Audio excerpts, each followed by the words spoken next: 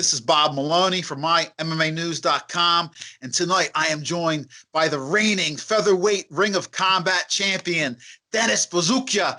Dennis, my man, before we talk about fights or anything like that, tell me how you're feeling. You got a big fight coming up, main event on the Contender series. Let's see if I can get this name right. Melsik Bagdasaryan. Okay, main event coming up. It's got to be an exciting time for you. But before we even talk about the fights, man, just tell me how you're feeling in camp. You got a little bit more than a week. How you feeling physically and emotionally?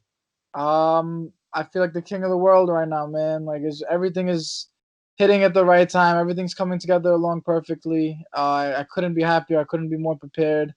And life is good, man. Life is good. I'm enjoying every moment. I love it. Great. Now, anytime I talk to somebody on your team, I always have to ask them this, because you guys on social media are one of the best follows, your entire team, because you guys just have so much fun. And for guys that are like beating each other up, it's like just fun to watch you guys on social media. If you're having a tough day and and you're feeling a little down, which guy on your team would you say that will make you laugh? Who can break the ice? Who's the funny guy that will make you like laugh your ass off? Oh man, that's Matt Serra, man. Come on. That's the funniest guy I've ever met in my entire life. So I've been living 22 years. It's not a long time, but in those years, Matt's hands down the funniest guy. It's an ab workout when I'm with him, man. I'm training when I'm with him. Even just sitting down at the dinner table, I'm cracking up, hysterical in tears. He's the best. I love watching him corner. Like if I'm in a fight and he's working a corner, he's one of my favorite guys because you can just hear the emotion and the voice in his voice. You know what I mean? Like he's in there with you. He definitely is a Hall of Famer, Matt Serra, man, and he is funny. That's what everybody says. But he's got to, he knows, since he's had that life as a fighter, he knows he's got to keep you guys, from thinking about that grind and try to enjoy life when you're kicking each other's ass. And let's talk about your last couple fights, because they were spectacular. You won by a spinning back fist, and then in your Ring of Combat championship fight was what Louis Neglia called one of the best fights, best performances he's ever seen, not just at Ring of Combat. And he told me he sent that film to Dana White, and Dana White said, "You know what, Lou, you're right." And next thing you know, here we go. So tell me what you remember about your last fight against Tim, because that was incredible. That was a great fight, man. After that, man, I had respect for Tim before it, but after the fight, I had even more respect. Like I'm a fan of the guy. That was a crazy fight, man. Like it's just, I knew he was tough going in there, and then we did an interview, and I said I knew he was tough. I was super prepared for that fight. I was so hungry. And I know how much better I get between every fight. I went in there, I gave it everything. I took some little things I could have done better out of the fight, and I'm bringing that into this one. But that was just a war, man. But I knew I was pushing the pace. I was landing the bigger shots. My defense was a little sharper. I was just controlling the octagon more, and then any like my shots were doing more damage. You know what I mean? So I knew I was in control. Like nothing really hurt me. He cut me up a little bit with some stuff.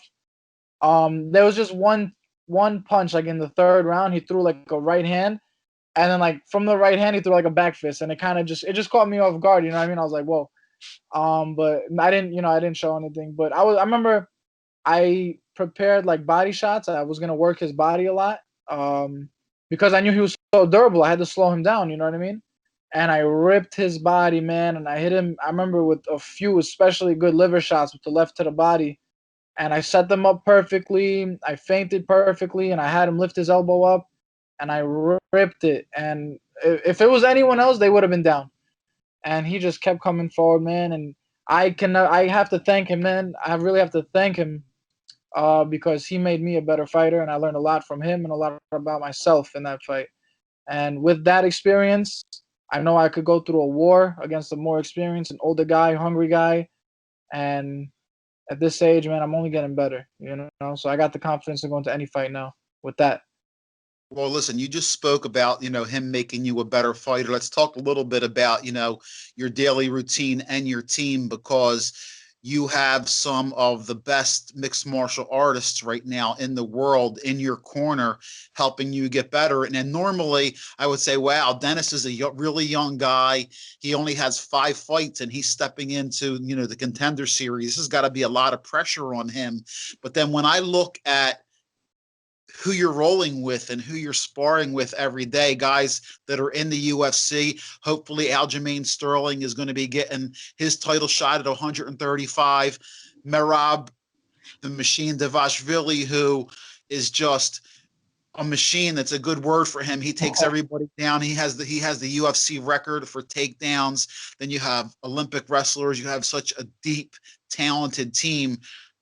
Tell me a little bit about that. Does that bring you much confidence? Because like I said, usually a young guy with 5 fights stepping into such a big opportunity, I would think maybe that's a little too big for that guy, but you're definitely got to be humbled. Talk to me a little bit about your training and how you see that with those monsters.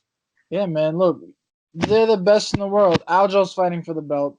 You got Merab. He's breaking into the top 10 already. He's already breaking records.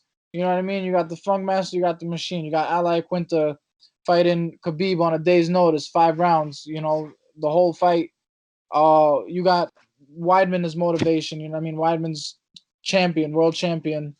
And you got other killers coming up in the team too. I'm sure you're familiar with all of them. And I had for this fight, I had Glory kickboxer Elvis Garcia come in. I had Wilson Najone, who you're familiar with. He's a phenomenal wrestler. So just top of the line talent, man. Top of the world, best in the world, literally. And they're my training partners. So I've seen everything that could possibly be seen, that could be done by a human being in the training room. And I've adapted to every type of situation and scenario. Like I'm comfortable in there. You know what I mean? Like it's different. Like a regular guy who has 5 fights, a different 22-year-old. But in the gym, every day is a war, man. Like the training is way harder than the fight. The fights are fun. The fights are easy. The training is hard. Like I get nervous for sparring sessions in there more than the fights. So preparing with guys like this is just the fights come. The fights are easy. And I just let it loose in the fights, man. But the training is the hard part because these guys are the best in the world and they pass it all down to me and they lift me up and we all get better together, man. And every day they get better and I get better and it goes hand in hand. It's just like a vicious cycle. It's a perfect storm, and I love it. This is the name of the game. We all get better together. And listen, we're talking about the sparring partners. Let's even also your coaches. I mean, Ray Longo is a brilliant strategist. Matt Serra is a legend when it comes to jiu-jitsu. Chris Weidman, like you said, former UFC champion. Let me ask you something about the mental game, Dennis. Do you sit down with your coaches other than, the sparring? Do you guys talk about like other parts of the game, like mental and weight cutting? Do you guys talk about that also, like strategizing? Do you watch the film of your opponent with your coaches, or you don't care about the film? How does that work? I don't watch too much film on the guy. Like I watch a little bit, like a fight or two. And I told you this last time too. Like I watched the most recent fight maybe. My opponent Melsick, his 4 fights, they all ended in like a minute 30 seconds or a minute. So there's not much to watch on him. He is a world champ kickboxer. So I mean I watch his kickboxing fights and he's a good kickboxer, he's world champ. But I don't really get too into it, you know what I mean? Like I'll look at their little tendencies and I'll see what they do in like certain fights, but I won't sit there and really study it hard because you develop the timing in the fight. The reactions, like I said, I've seen it all in training. So I know how to react, I know what to do. I have the tools, I just have to implement them and put them to work. So if I think about the other guy too much, then I don't let myself go. And that's really that's my mentality with it. And it's all mental, like you said. Like yeah, we do talk about the mental aspect. We talk about anxiety, we talk about confidence, we talk about preparation, and that's another thing from their experience, from Ray's experience, from Matt's experience, Al and Aljo and Marab and Weidman. They pass it all down to me, and I'm as ready can be, man. I have world championship experience under my belt. So I'm as prepared as anyone could be at any age, And especially even like in between rounds, you have like you said, you have to feel confident that those guys are going to give you the right advice as far as adjustments or what they're seeing during the fight. So it's got to be a great feeling for a 22-year-old stud, man. I'm so happy for you. And once again, I am with Dennis, the great Buzukja, and he is going to be taking on the main event, the Contender Series, September 1st against Milsic Bagdasaryan. And Dennis, man, thank you for giving us some time. Give some shout outs or some love before we go. I know you've had a lot of support to get where you're at right now as a young, tough fighter. So give out some love. Yeah, first of all, of course, my training partners, my coaches, the Saralonga team, Elvis Gaushe, kickboxer, Armando, he's been helping me. He's from Enzo Gracie, Vilson Najoni, Albanian wrestler, every Albanian around the world, man, who's been supporting me this whole way. I want to thank Dr. Piazza with the Sports Science Lab. They've been taking care of me for years now, physical therapy, and just they're the most amazing. Dr. Piazza is the most amazing person I've ever met. I can't say enough good things about him. Thank you to them. Thank you to my friend Medin. He's sponsoring me, one of the sponsors. Thank you to Dr. Babis at Celiance.